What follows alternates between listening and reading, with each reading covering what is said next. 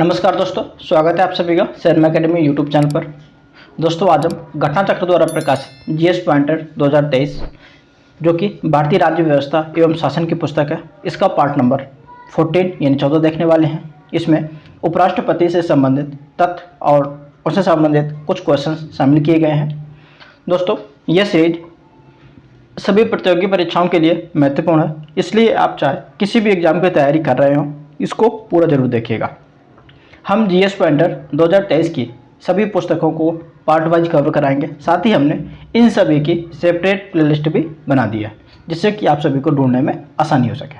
और हाँ दोस्तों, इस सीरीज में या इस सीरीज जो चल रही है इसमें थोड़ा तथ्यों की संख्या थोड़ी ज़्यादा है, तो धैर्य बनाए रखिएगा, परेशान मत होइएगा, क्योंकि इसमें जो तथ्य हैं वो बहुत सरल है, बहुत आसान है, आप आसानी से याद कर पाएंगे। ओके।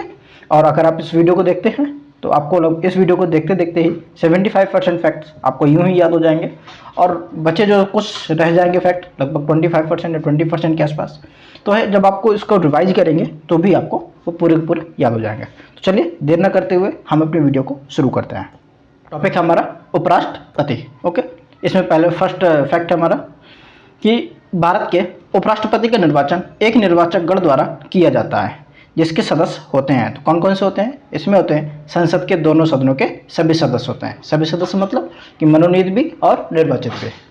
नेक्स्ट है 2022 के भारत के 16वें उपराष्ट्रपति चुनाव के लिए निर्वाचक मंडल में कुल सदस्य थे। तो कुल कितने थे? तो कुल थे 788 थे। नेक्स्ट है कि सही कथन है, तो कथन कौन सा सही है? जैसे कि यह कि राष्ट्रपति की तरह उपराष्ट्रपति का चुनाव भी अप्रत्यक्ष होता है। ओके।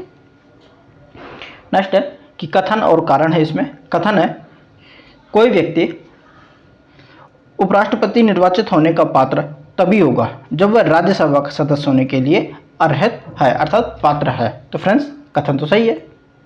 नेक्स्ट है कारण है इसका कि उपराष्ट्रपति राज्यसभा का पदेन सभापति होता है। तो फ्रेंड्स कारण भी सही है, और जो कारण जो है वह कथन की सही व्याख्या भी करता है। ओके। नेक्स्ट है कि उपराष्ट्रपति से संबंधित सही कथन सही है। तो कौन कौन से सही है? जैसे कि किसी राज्य की विधायिका का सदस्य इस पद के लिए उम्मीदवार हो सकता है। ओके। उपराष्ट्रपति का कार्यकाल उतना ही होता है जितना कि राष्ट्रपति का। ओके। नेक्स्ट है कि भारत के उपराष्ट्रपति का चुनाव होता है। तो किस कैसे होता है? तो लोकसभा और राज्यसभा के सदस्यों द्वारा सीधे चुनाव होता है। ओके। नेक्स्ट है कि भारत का उपराष्ट्रपति जो है उसके संबंध में कथन है। जैसे कथन एक है भारत का द्वितीय उच्चतम प्रतिष्ठित पदाधिकारी है, यानी सेकेंड नंबर पर आता है, और इसके पास से संबद्ध कोई औपचारिक कार्य या दायित्व नहीं होते हैं। राष्ट्रपति की अनुपस्थिति में उसके कार्यों का निर्वहन करता है। ओके। उपराष्ट्रपति राष्ट्रपति की पदत्याग, अपदस्थीकरण अथवा मृत्यु के चलते राष्ट्रपति के रूप में कार्य करता है। ओके। नेक्स्ट है उपराष्ट्रपति को उसके पद से हटाया जाता है। किसके द्वारा हटाया जाता है? यानी कि राज्य परिषद यानी राज्यसभा के प्रस्ताव के द्वारा उसके पद से हटाया जा सकता है। नेक्स्ट है उपराष्ट्रपति को पदच्युत करने संबंधी प्रस्ताव प्रस्तुत किया जा सकता है। तो ये कहाँ किया जा सकता है? यह किया जाता है राज्यसभा में किया जा सकता है। ओके। नेक्स्ट है कि भारत के उपराष्ट्रपति का निर्वाचन जिसे सर्वोच्च न्यायालय द्वारा शून्य घोषित किया गया है के संदर्भ में सही है। कथन है, तो वह कथन सही है कि उपराष्ट्रपति के रूप में इस प्रकार की घोषणा से पूर्व उसके द्वारा किए गए कार्य विधिमान्य होते हैं। जितने भी कार्य हैं वह विधिमान्य होते हैं। उपराष्ट्रपति के रूप में इस प्रकार की घोषणा होने के दिन से उसके द्वारा किए गए कार्य भी विधिमान्य होंगे। ओके। यानी ऐसा नहीं है कि विधिमान नहीं होंगे, विधिमान होंगे। नेक्स्ट है कि राज्यसभा का सभापति यानी पदेन अध्यक्ष होता है। कौन? तो वह होता है उपराष्ट्रपति। ओके।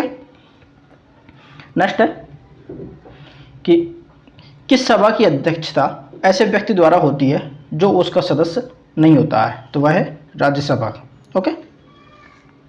नेक्स्ट है कि यदि किन्हीं कारणों से भारत के राष्ट्रपति की अनुपस्थिति में उपराष्ट्रपति राष्ट्रपति के पद कार्यों का निर्वहन करता है तो उस अवधि के संबंध में सही कथन है। तो इस अवधि के संबंध में क्या सही कथन है?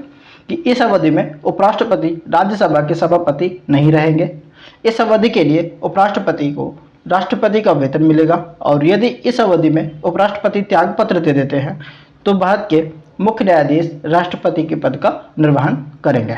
ओके, नेक्स्ट है कि ये महानुभाव उपराष्ट्रपति बनने से पूर्व राजदूत अथवा उच्चायुक्त के पद पर रहे। कौन कौन से थे? ये थे doctor S Radhakrishnan ji, V Giri ji और KR Narayanan ji. Okay, next है कि मोहम्मद हामिद अंसारी भारत के उपराष्ट्रपति के रूप में उनका क्रमांक कौन सा है? तो 12वां क्रमांक है। ओके, नेक्स्ट है भारत के 14वें उपराष्ट्रपति बने हैं, तो कौन बने हैं? ये बने हैं जगदीप धनखड़ जी। ओके, नेक्स्ट टॉपिक अपना केंद्रीय मंत्रिपरिषद।